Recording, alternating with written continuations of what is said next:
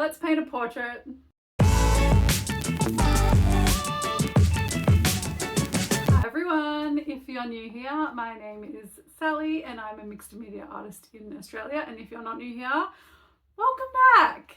I have been working on my October zine. October zine is called Horror Heroines. I just wanted to do a portrait series which was a tribute to some of the women in these movies who went through everything and survived. So one of the tiers in my Ko-fi memberships is an art print tier. Those members get 2 zines sent out to them every month as well as an art print. So today I'm going to be working on the painting for the print. So let's go. Echo.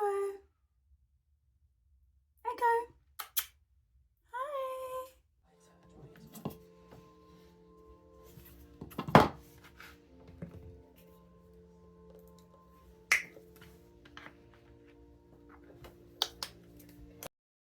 Now, as you can see, I'm still using the Zorn palette for all my portrait paintings, and it's really taken the guesswork out of mixing skin tones for me.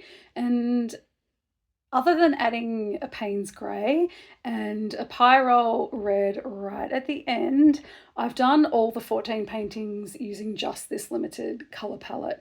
And I made a video about the Zorn palette and I'll link it below for you. So I'm painting the background using Vermilion and Payne's Grey. It's a combo that I stumbled upon when I was painting Jess from Black Christmas, and I absolutely love the way it looks, so I've used it a few times in this series. The next step for me is I roughly block in the large areas. It's easier for me to finesse the details on top of colour that is already down rather than having literally a blank canvas, if that makes sense. So this is the 14th painting in the Horror Heroines series that I've painted for the October issue of my zine, Stung. And the paintings are a tribute to some of horror's final girls, the women who experienced the worst and survived. And when I was a live music photographer, it was always my goal to capture emotion. And since I've picked up painting again, I've wanted to see how accurately I could capture emotion with my paintbrush. And what better place to start for reference than the big, intense emotions on screen during a horror movie. And it's spooky season. So it just made sense for me to finally do this series now and publish it for the zine with some of my thoughts and critiques about the movies included. And I'll share the paintings I've finished on screen for you now. As you can see, I have been very busy, and this series honestly could have included so many more characters. It was a challenge to narrow it down to these, but I think I've captured a good selection over a range of eras and subgenres within horror, and I might have to do a part 2 next year. Now, if you haven't seen 1976's classic horror movie Carrie, go watch that and then come back because there's going to be spoilers in this video. So Carrie is my ultimate horror heroine. Though sadly she didn't survive, I had to include her in this project. So I'm making a mini zine about her and painting this portrait for the Art Lover tier members in my Ko-fi memberships. So the main zine will be the survivors, and then my members all get the bonus exclusive mini zine, and the art members getting both those zines and the print of this painting. I ship worldwide, and all the information about the memberships is in the links in the description box below. So I don't know whether it was because I was just a bit burnt out from all these portraits, and because I've done these over just like 3 weeks. And as well, I'm also painting 31 Australian birds for an October art challenge on Instagram. So I'm just doing a lot at the moment, and that's just like as far as painting goes. But I struggled with this portrait, and I truly think it was a combination of the hectic art schedule that I'm on, plus filming my process is a whole different feeling to painting just on my own. And I'm not sure exactly how to describe it because I don't really spend a lot of time setting up, different shots to have interesting looking videos. There are plenty of channels that do that. I'm just here to share my process and inspiration. But there's something about the pressure of filming, having to do it all in one day because of my schedule, just with life stuff, to get the video edited and uploaded in time, knowing that I had to make the prints of this to send out literally all over the world, and the aforementioned painting fatigue, but I just lost a likeness on this about halfway through. Right about here, I was looking at it going, oh no, this does not look like Carrie. Who is this lady? I'm mostly a portrait artist and I do a decent amount of commissions, so I'm used to the pressures of accuracy when it comes to portraiture, and I generally don't stress because I know that just one brushstroke can get it back. But I think the fact that I was filming and only had this one particular day to do it had me a little panicked. It's a fine looking painting, I'm not saying otherwise, it just didn't capture Carrie to me. While I did edit this video, obviously, or we would be here for hours, I wanted to show you just how much I had to work on the face. I did so many layers and tones until I got it right. I could have edited all that out and pretended this was a smooth process, but I'm always going to be honest with you about the struggles. And please know that if you're having problems with your likenesses, you're certainly not alone.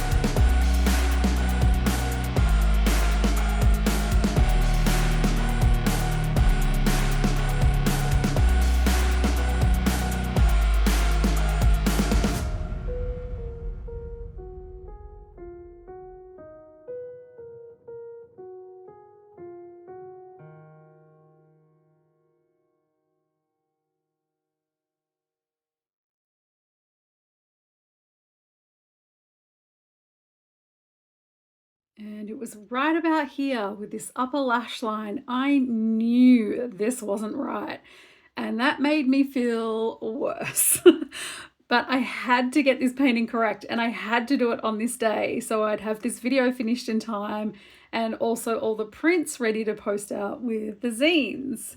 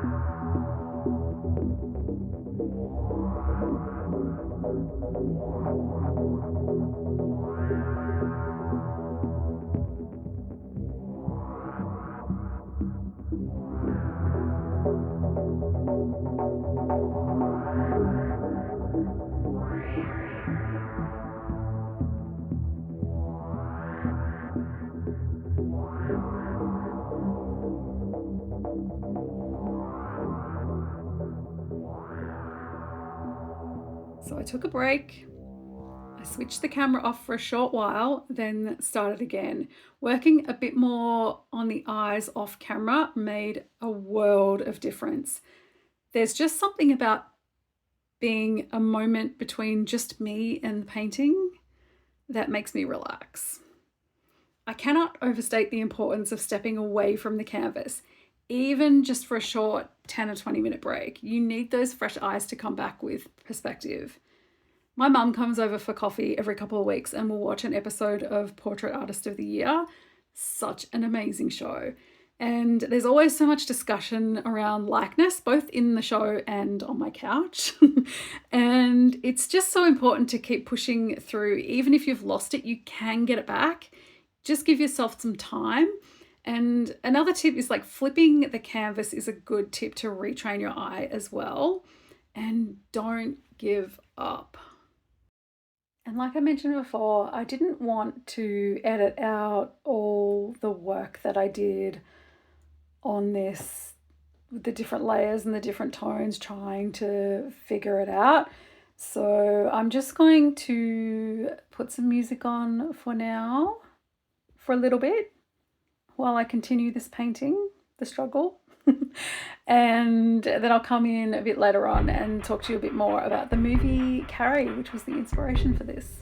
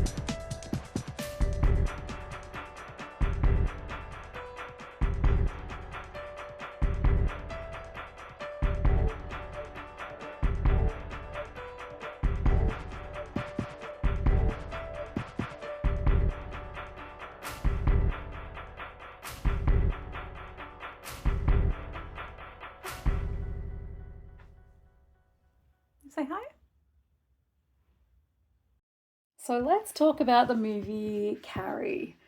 Carrie was a book written by Stephen King in 1974, and it's a supernatural horror about a teenage girl who discovers she has telekinesis, which is the ability to influence physically without physical interaction, influencing the world through your mind alone.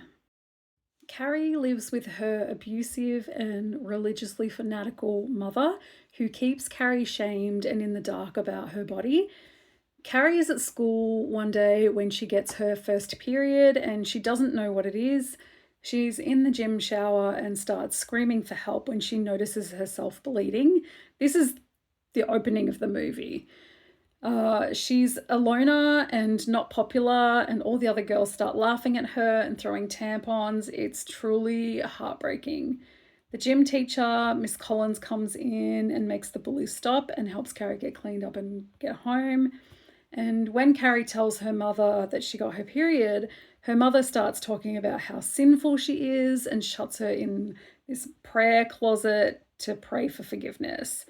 I didn't grow up in a religious home at all, so this was just like so out of context for me. It was just so abusive and awful when I watched it for the first time, also as a high school age girl. I think it's so well known about Carrie and the prom, Carrie covered in blood, but what shocked me on my first viewing was just how sad this movie is. If you've ever been the unpopular kid in school or a teen with a controlling parent, you'll relate so much to Carrie and her desire just to live a normal life and have a moment of happiness. It's truly such a devastating movie. And she had every right to burn it all to the ground. Carrie was directed by Brian De Palma, a master of suspense and psychological thrillers. And while Carrie is classed as a horror, to me, it's the horrors of what was done to Carrie rather than the traditional horror you might be expecting. Well, except for that final scene. So it was released theatrically in November 1976 and has an incredible cast, including Nancy Allen, William Catt, and John Travolta in his first film role. But it's the lead, Sissy Spacek, and Piper Laurie as her mother that are just both so phenomenal in their roles. And both were nominated for Academy Awards for their performances. Carrie was the first of Stephen King's novels to be published and also the first to be adapted into a feature. And King was just 26 at the time and was paid $2,500 for the film rights. He didn't mind because he was just so stoked that his book was getting made into a film, and it's regarded to be the best film adaptation of all his work. Spacek wasn't De Palma's first choice for the role, but she was determined to get it, bailing on a commercial she was supposed to film and showing up at the audition with an unwashed face, Vaseline in her hair, and she wore a dress that her mother had made for her in school, and she got the part. And Piper Laurie had actually retired from acting after 1961's The Hustler, but came back to work for Carrie. A really cool art-related piece of trivia is Brian De Palma was inspired by Gustave Moreau's 1851 painting The Study of Lady Macbeth, and he used that pose and body language in a shot during the prom scene. And I'll put both the artwork and the still from Carrie here so you can see the comparison. So I'm really glad I didn't give up on this painting. I absolutely love the way that it turned out. It was a struggle, I'm not gonna lie. As much as knowing that I had to get the video done and the prints done added some pressure, it also did mean that I stuck with it and pushed through and got it done. And I purposefully painted Carrie using a reference from a scene where she was really happy, she was having a really good time at the prom. She just deserved to be captured in this way rather than the way everybody paints her, covered in blood. And I did do that Pyrrole red down the side like I did with all my horror portraits, but I did it in a different way because I didn't want it to be coming down upon her. And I love this for her. What a journey that was. What a day. So I am actually happy with how the piece ended up. I did manage to get a likeness back that I'm happy with. I guess that's the lesson with all this, is that don't stop, just keep going, keep pushing through, as frustrating as it can be. The great thing about painting with, especially with acrylics, is that you can just go over your mistakes and try and pull it back and, you know, take a break, step away, get a fresh pair of eyes, try not to do everything in one day. That would be a great piece of advice. So that's officially the last of the horror heroine portraits done. That's 14 in total. I hope you liked this video. If you did, consider giving it a thumbs up and consider subscribing to my channel if you would like to see more art stuff. And leave a comment for the algorithm. I hate having to ask you all for this all the time. It's so goofy. Anyway, thanks so much for watching. I really appreciate all your support, and I'll see you next time. Bye.